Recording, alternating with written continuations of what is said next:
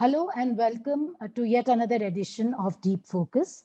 Today, I take a deep dive into the ongoing Toronto International Film Festival, which is better known as TIFF.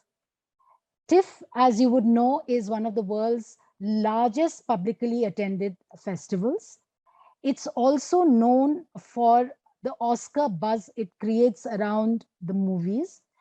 A lot of the People's Choice Award winners at TIFF end up end up with the Best Picture award, or if not that, at least the Best Picture nomination at the Academy Awards.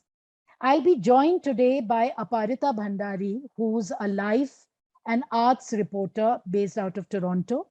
And I have Baisakhi Rai, who writes on immigrant issues and on culture. She's also based in Toronto.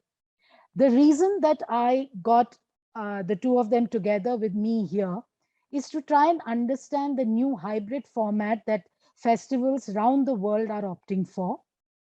That means that there are certain physical screenings that are being held on ground, but a lot of the screenings are now online and which are accessible to journalists across the world. What does it mean for the future of film festivals? Where do things pan out from here? What have been the discoveries of the festival this year? Which films were the ones which worked and which didn't?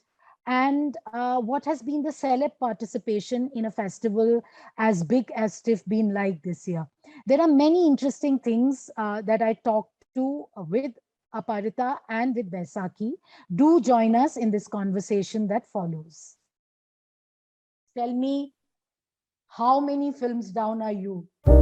Keep seeing these ads for that zombie show on TV. It's awful. Ça te fait de la peine d'être ici? Je l'aimais bien cette chambre. I don't know how. I don't know where. But wait and you'll see.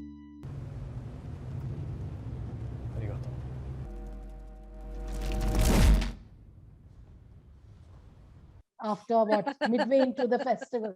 That whole competitive thing we have every year about how many films watched. Right. I think I have done 16 so far. Wow. Aparita, how much have you covered? I've kind of lost count, but it's more than 20. Yeah. Wow. And all these have been physical screenings, right? No, so the physical, No. I would say we managed 4 on the first day and then 3 every day after. So kitne ho gaye? Teen tiya? No. 9 plus 4. About 13 movies. 13. Okay. Yeah. But having said all of this, what has worked for you? What films work for you big time individually? I'm going to let Baisakhi start because I talked. Yeah, Baisakhi, please tell me which ones work. So I think our Memoria. unanimous top 3, I would say that Aparita and I enjoyed, which we saw together. One was a Finnish film called Compartment Number 6. The other one was Celine Sciamma's surprise movie, very unlike what she did with Portrait of a Lady on Fire. This year she's come with Petite Mama, which both of us loved. And the third one would be The Humans, which is this play adapted to big screen by this Lebanese American director called Stephen Karam.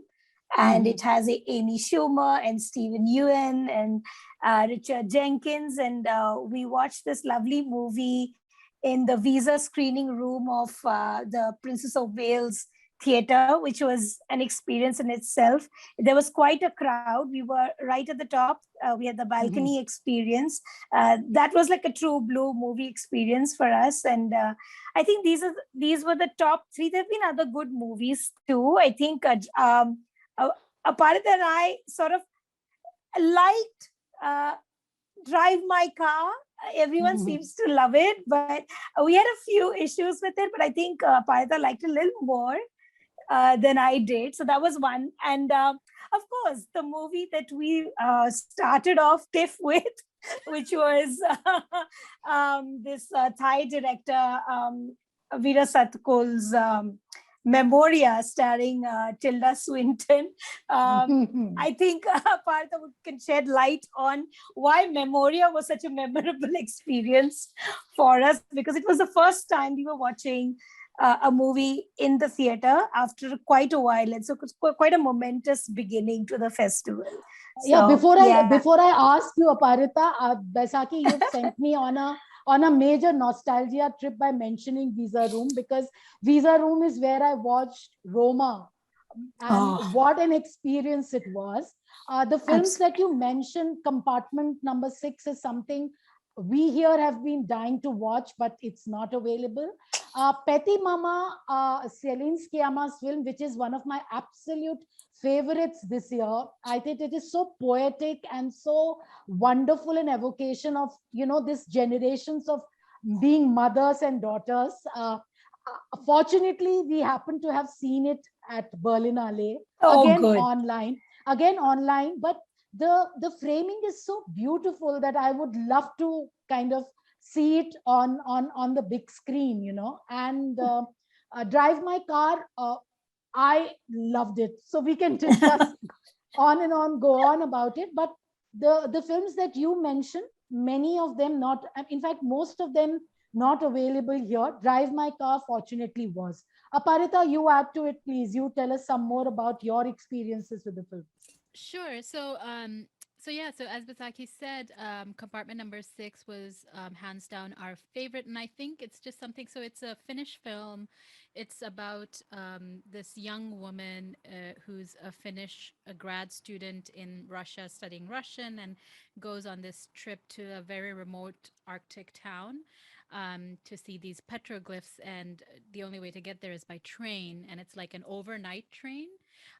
So on this train, she's in a coupe, which I loved hearing the word coupe, and this boorish young man enters it, Lyoha, and so Lara and Lyoha, and so she's at first a little. The both of them are sort of hesitant about each other, but then gradually this friendship develops between the two of them, and then when it comes down to it, it turns out that Lyoha is the one who helps her to go see these petroglyphs that she's made this amazing journey.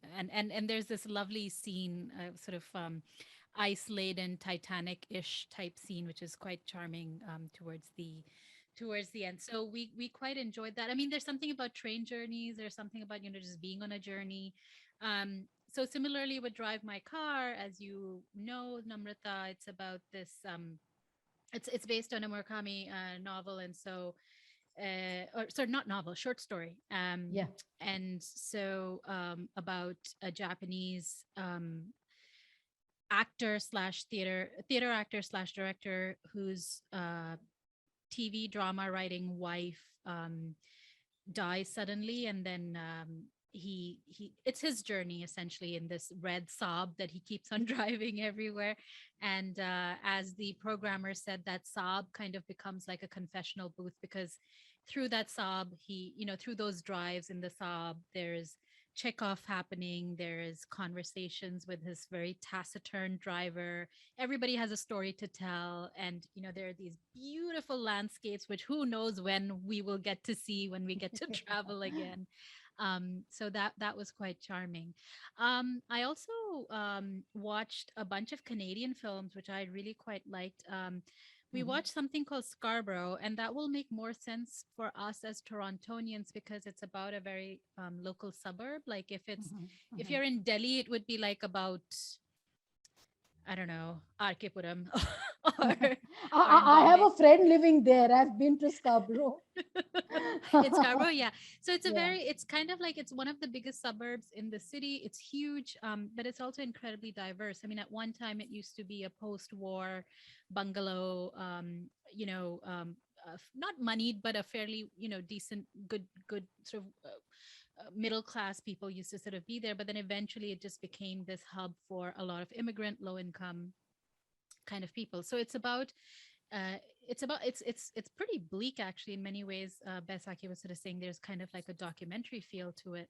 But it's also beautiful in many other ways because of the humanity. So there was that. I also managed to catch, I don't know, Besaki, did you see Night Raiders, Not Crawlers? I did. It's a dystopian futuristic thriller, a Night By Raider. Yeah. Danny Goulet, and so another Canadian film. And in a way, it's a commentary on what happened in terms of colonization of Canada. We also watched a film called Wildhood, which I really loved as well, because again, I haven't, although I've been living in Canada for like 20 years now almost, or more than, I have not still traveled to like a bunch of places like Nova Scotia and all these Halifax, like I just haven't seen it. So Yeah. this film takes you there. Again, it's through an indigenous lens. It's through it's a two-spirited odyssey, so like a queer lens as well.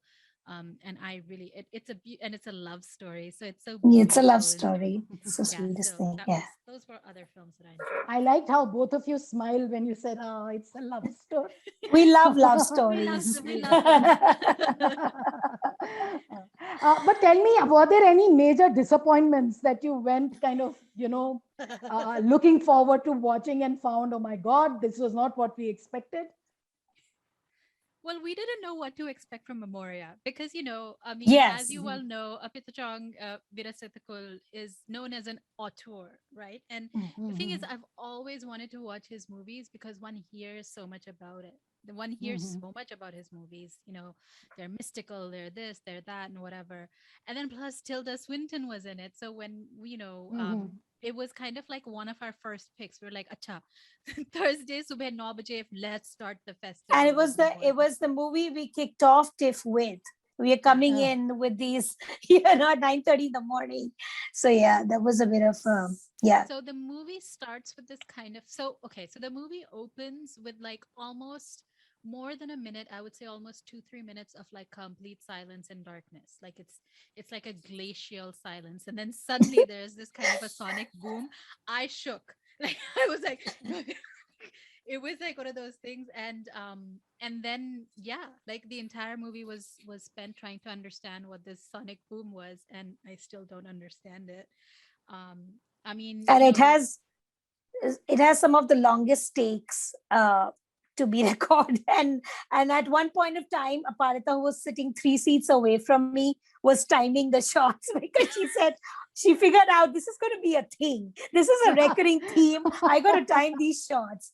What was the longest shot that you recorded, Aparita? Do you remember? It has to be about 3 or 4 minutes of the guy lying down. Yeah, it was pretty. I mean, it felt like 3 minutes, even though 3 minutes. Yeah, almost. It felt like it for sure. But it was just one of those things where it's a beautiful film. Like, I mean, again, like when we talk about cinematography, when we talk about just, trying to be present in a movie, but it's also just, I don't know. It was at the end of it, we kept on thinking it's gonna end now, and it just didn't. But it was just a take. It was just a long take. So we were very confused. And I remember tweeting, and then there was this sort of Twitter back and forth between you guys and me, where I was like, "Mujhe to abhi tak samajh mein nahi aa raha ye kya hua?" That sounds like such an auspicious start to a film festival, isn't it? I told her the moment But it got then- over, I told Aparita, ab film festival wali feelings aa rahi. This is a film festival. ये feel hai. Yeah. No, but the funniest thing was when we watched The Humans. The Humans is also kind of like it's as Baisakhi mentioned, it's this beautiful sort of play turned into that's been adapted. Well, no, reimagined as a movie rather. But essentially it's about a family and in a house. Like it's all in a house, and it's all about like camera angles and shots and like a mise en scène and all of that sort of thing. But at one point, because it's also a bit of a thriller, there was like this sound and then mujhe itni hansi aayi because we were having Memoria flashbacks. So I think that has happened throughout this festival, is like we were just like, oh my God, we're in a theater and it's so loud. It was loud. Because the surround sound is there. And it was just. Tell me any surprises for you. Like last night I was watching something called The Middleman. I mean, it's not got Yes. any Oh, I great rave missed it. reviews. Mm. Yeah, It's not, and that it one is also not available for us on. It's okay, not, yeah. yeah, it's not one of those films in Toronto which is out there and being celebrated and spoken of as much. But I was really taken in by the film. The themes of life and loss and grief. About a man who is whose job is to convey bad news. I was quite taken in with the film, and the very stark, cold Scandinavian frames which seem to have been transported into a small town America. So it just came as a complete surprise because flipping around and wondering what to watch, I zoomed in on that film.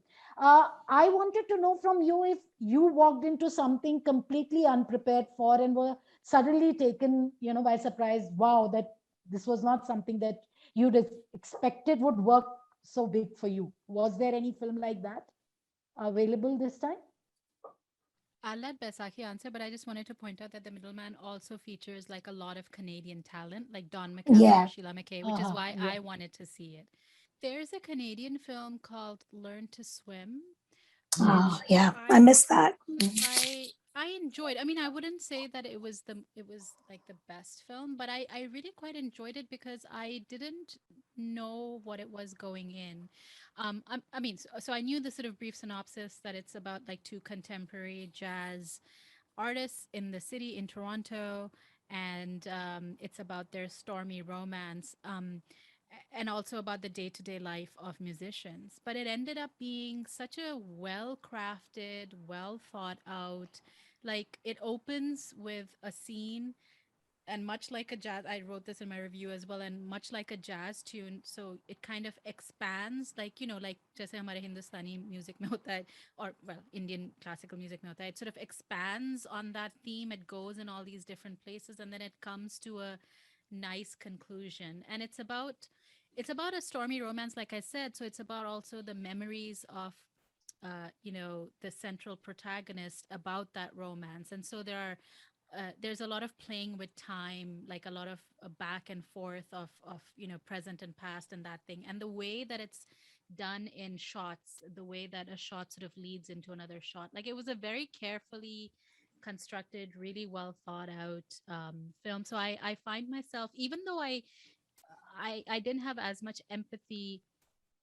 for the lead character, because he's just one of those, like when we say, oh, he's that guy. So he is that guy. So even though I didn't feel that much empathy for him, I nevertheless understood him. And so that I thought was quite a Mhm. feat that the filmmaker managed. And apparently it came out of a conversation that he had with the screenwriter as part of some kind of Canadian film um, sort of school, like one of Mhm. a walkabouts. It came like it Mhm. spun out of a walk. So I was like, oh, that's Mhm. kind of I remember my first TIFF 2013 when I met Aparita. I met you for the first time. Baisakhi, I met you much later, I think 2018. When 18. yeah. But 2013, it was all about Lunchbox, meeting Irfan there in a very informal environment.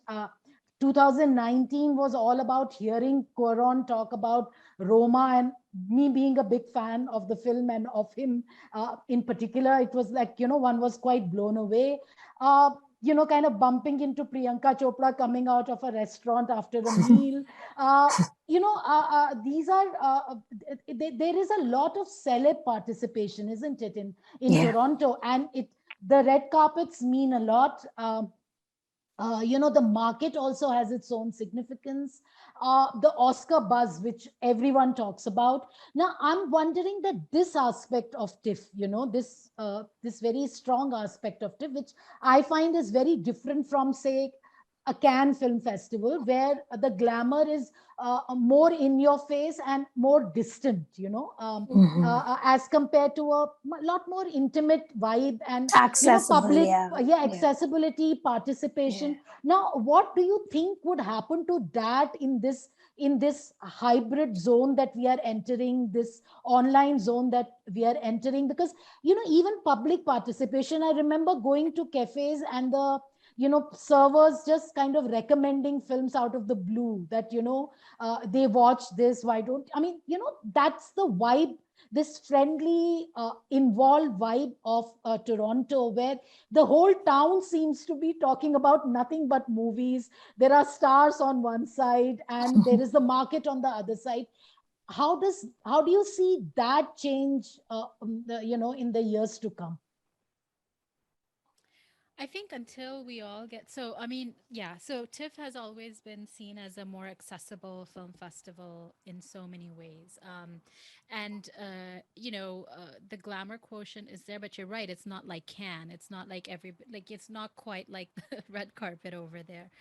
So some stars did come this year, like Jessica Yeah. Chastain was here. Was Cumberbatch here? Benedict Cumberbatch was there. Yeah, Yeah. like a couple of them came and they did a couple of the red carpets. I mean, I have never been privy to too much of that. Like occasionally I've gone and I've seen, or you, like you said, like you can't, I think Besaki has a memory of Robert Pattinson, was it? Or He did. I exchanged air with him because he just brushed past me in 2019. But I also have this memory of Aparita accosting Bong Joon-ho outside Scotiabank Theatre in the middle of the street, stopping traffic. And, all of us like congratulating him on Parasite. But yeah, do yeah, continue so the those thought. type of Sorry. things have happened, but this year, like, Yeah. with masking in place, with Yeah. a level of physical distancing in place, that sort of stuff I don't think is gonna happen. Well, it certainly didn't. That kind of accessibility wasn't there this year. I mean, once you get into the same space as people, then it's a different thing. Like, I mean, Yeah. um I had the opportunity to interview a former Canadian supermodel, Yasmin Warsame, because she has debuted in a Finnish Somalian film called The Gravedigger's Wife. So, I mean, once you've sort of established, okay, everybody's vaccinated, things are fine, then, the masks come off and then you can kind of see each other. But that kind of repartee or that, sort of easy vibe that you're talking about certainly wasn't there. There was a more kind of formality, and even I would say a kind of lack of engagement. Like you don't know, you just don't know. It's just one of those things where you don't quite know how to. We're still figuring out what normal is, or how are we supposed to engage with each other. So I think unless and until everybody is vaccinated, until all these protocols are in place, and yeah, I don't see that same vibe coming anytime soon. I mean, things might be Yeah. different in India. Like, I had serious FOMO when you went to the Kerala Film Festival in a train and everything. I was just like looking at Oh. your stories and I was like, ugh, damn it, I want to go too. But yeah, over here we've been like super cautious. So Yeah. that hasn't happened yet. Yeah, because even here watching Encounter, I got this really, suddenly you get this pang, because things have changed. I see Riz Ahmed on screen in Encounter, and I was remembering 2019 where I interviewed him for Sound of Metal. It just leaves you feeling very bereft in many ways Yeah. of some things which are part of your life. Or in 2018, Natalie Portman, and you remember, Aparita, we had all gathered for a big dinner with Vasan, and the team of Mard Ko Dard Nahi Mat ko Hota, dani hota. all those things were, I mean, we may seem very privileged kinds who are missing these things where people don't even have access to basic things, but it is part of life which suddenly seems to have, you know, vanished in a jiffy. I don't know when we are going to get those moments back. Yeah, I mean, those type of things, like, I mean, I mean, given the flight bans between India and Canada, it was just Yeah. like we knew that, okay, talent is not going to come, right? Or there's even like between Canada and the States, even flights are going on, but there are travel bans on like road and other things.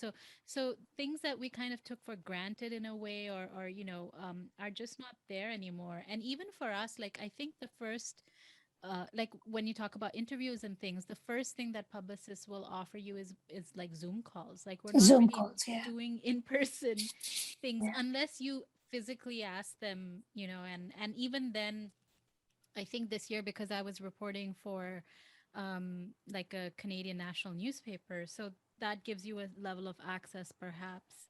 I don't know how much access I would have had otherwise. Yeah. So that kind of the divides seem to be coming up quite a bit. Whereas TIFF has always been seen as as you said before, a more accessible festival. Yeah, and kind of very committed to diversity in all possible ways, Hmm. which is a reason why, we used to travel, to the festival, and we used to get access to the interviews as well. But, Zoom is also a strange creature. I think somewhere the lack of, one-on-one interactions, one is trying to fill it through these, Zoom interactions now. Uh, uh, Sometimes it works, at times it doesn't work. But to come to the Indian part of it, a festival which, there was always one mainstream Indian film catering to the NRI crowd, and as well as films, which have been, off tangent, so to speak. How much has that been in tune this year, or not been in tune this year, the Indian representation? Yeah, I mean, we didn't get that big Indian film this year, right? I mean, Yeah. I think the last Mm. time in 2019 we had The Sky is Pink. I mean, even if it's not the big Indian film, it will be the big Indian star that comes, right? So everybody Yes, Yeah. was yes, very thrilled with yeah. Priyanka Chopra being in town and the glow of her Mm, marriage to Mr. mm, Jonas. mm, Uh, mm, and Farhan was here as well. Sorry, I just remembered his boxing movie. mhm, Tufan. Um, yeah, so this year we didn't have that big Indian film, thank God, because I mean, what would it have been? Bell bottom. um, mhm, so I'm quite happy that we have escaped, because Akshay Kumar is relentless, mhm, and he is a friend of many people at mhm, TIFF. He has a mhm, strong Canadian connection. Yes, Eh? Yeah, there's he lots of does. Canadian connections, as Indians often will point out. mhm, Not too happy with Mr. Kumar. Um, mhm, so yeah, we didn't have that this year. We had Paka, mhm, the Mhm. Malayalam film. We had Dug Dug, mhm, Ritwik's film, set in Rajasthan. We had A Night of Not Knowing, Payal's, mhm, Kapadia, yeah. yeah, mhm. poetic, Yeah. and very touching. I don't know, it moved me in so many ways. Docudrama, I don't know what you would call it, fiction faction. Yeah, yeah. Coming to I'll wrap it up with this most significant question which you had raised, I mean, issue that you had raised earlier about the piracy, two biggies getting pirated, Yeah. how is it being spoken of back in Toronto? It's the Power of the Dog, and which other movie was it? The Guilty? Uh, No. yeah, I think it's The Guilty. I can't hang on, Mhm. wait. Okay, I have to look it up. That's like it. Well, I haven't. There, I think media reports are saying that it might not have been active, but Mhm. I think it could. I think it's too much of a coincidence that these two big movies. So yeah, I mean, it affects obviously Netflix, releasing because the Power of the Dog is a series that is about to is will be released on Netflix, right, in October, Mhm. and Mhm. the other one is The Guilty, which will Hmm. I'm not sure if it's Guilty. I know about the Power of the Dog, Yeah, it is The but Guilty. It is The The Guilty. Guilty, the Hmm. Jake Gyllenhaal film, which we both watched both of these on the big screen. So yeah, Okay. there are some apprehensions, but I don't know too many details. So The Canadian media industry is extremely small and insular, so anything like this happens, it becomes like immediately like big news, yeah. running on Mhm. the ticker and all of that sort of stuff. So Mhm. yeah, but this is kind of like the age that we live in, right? TIFF has been very I mean, it treats piracy extremely seriously. In fact, I don't know if you remember, but every time when it's a live in-person screening, and that whole sort of piracy Yeah. thing comes, and everybody says "R" because it's kind of it's like a TIFF thing. So there is that sense, and I'm sure it's like egg on their faces type of a thing for TIFF, especially if it does end up that it was indeed, because it was after the digital screenings, I think, that the leak When it happened. happened, the leak, yeah. Yeah. So I mean, but Because I love that I film think so much. great. Thanks, ladies, for joining us. Just let me know one more thing before we wind this session. How do you see the future? Are we going to meet anytime soon in Toronto at the TIFF? Or are you guys going to come anytime soon and catch up with us at the Kerala Film Festival? I would love to go to the Kerala Film Festival. 100%. I 100%. like next time I think Baisakhi and I should do this thing where if we can catch Mommy and Kerala Oh, somehow, that'd be great. Yeah. that would be awesome. But yeah, no, I think you guys are gonna come to to TIFF very soon. Like just Yeah. as soon as everybody as we figure out our vaccines. No, I have a feeling that things will start opening up. I think everybody is looking forward to it. I think hybrid festivals are here to stay. There is something to be said for the access that it gives a lot of people, living in different parts of the world, just in Yeah. terms of equity and like when we're talking about diversity and accessibility and equity and those things. I think hybrid festivals are like a nice way to offer some of that, even if we don't get to see all the films. Yeah. But you guys have to come to Toronto. We have to Yes. do our Tim Hortons round. Yes, yes. I'm looking forward to my French vanilla with all the French films. vanilla. Thanks so much for joining us. I'll just Thank you put for a stop having to the us. recording. Not at all. It's always such a pleasure to talk to you guys. And, for reasons other than films and all the professional purposes involved. Thank you so much and look forward Thank to you. meeting you soon. Yeah. Thanks, Bye. Amrita. Thank you.